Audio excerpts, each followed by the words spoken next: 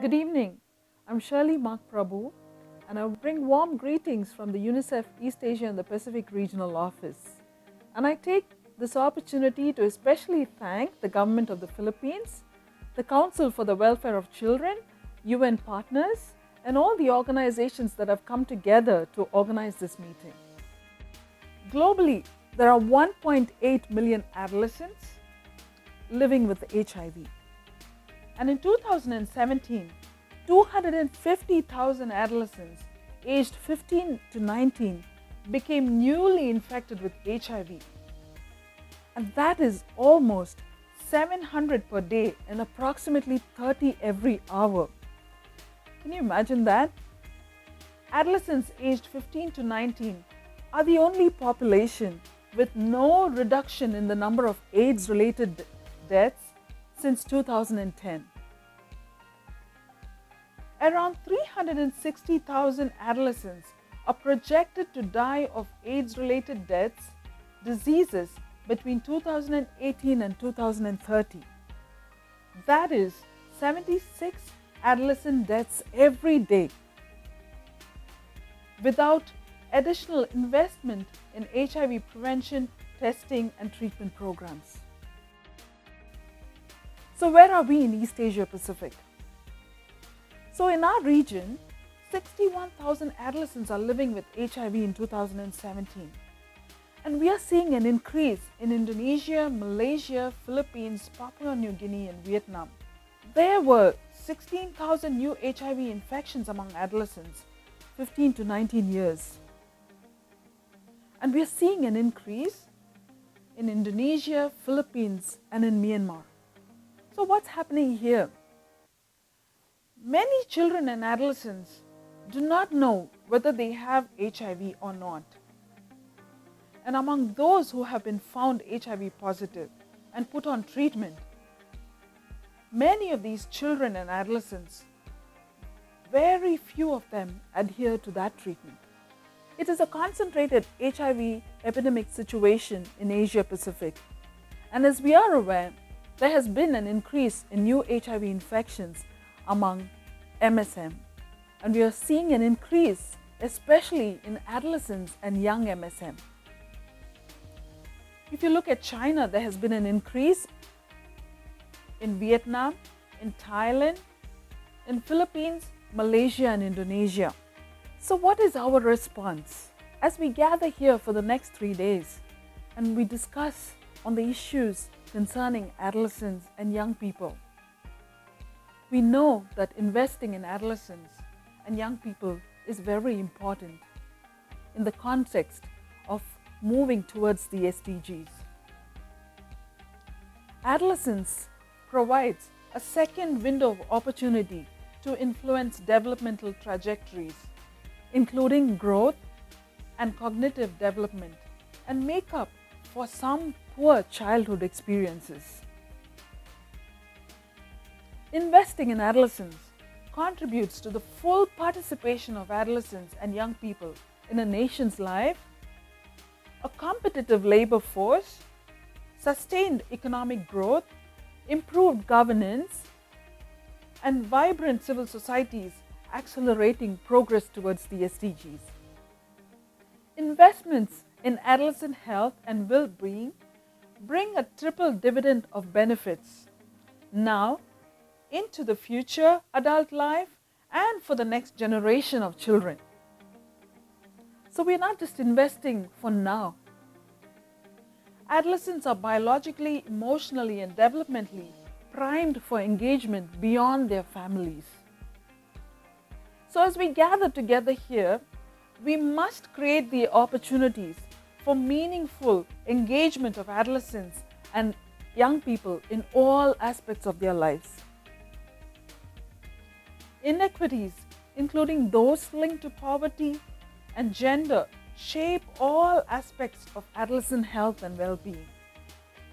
Therefore, strong multi-sectoral actions are needed to grow the resources for the overall health and well-being and offer second chance to the most disadvantaged. We must see adolescents and young people as assets and we must seek to empower them to participate actively within their families' communities. Using a rights-based approach, gender-responsive equity approach is most important. Rights should apply equally to all adolescents, irrespective of age, gender, civil status, geography, wealth, ethnicity, religion, immigration status, or disability. In order to bring social and economic benefits, we must address preventable and treatable adolescent health concerns, including infectious diseases, undernutrition, HIV, sexual and reproductive health, injury, and violence against children and adolescents. So, for the outstanding opportunities that lie before us, we must see adolescents and young people as assets and do everything we can to empower them to participate actively within their own families and communities, and every opportunity to engage them in all aspects of life. Using a rights-based, gender-responsive equity approach is a must. Rights should apply equally to all adolescents, irrespective of age, gender, civil status, geography, wealth, ethnicity, religion, immigration status, or disability. In order to bring huge social and economic benefits, we must address preventable and treatable adolescent health concerns, including infectious diseases, undernutrition, HIV, sexual and reproductive health, injury, and violence against children and adolescents.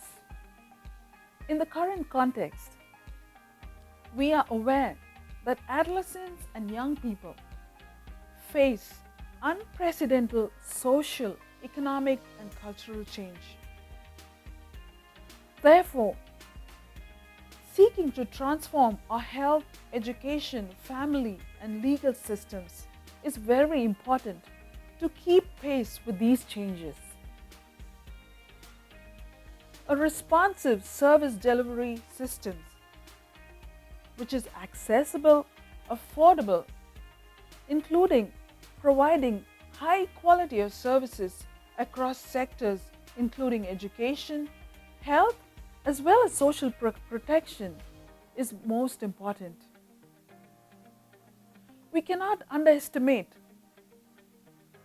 the importance of intersectoral, multi-level, and multi-component information and broadband technologies that present before us exceptional opportunities for building capacity within sectors and coordinating actions between them.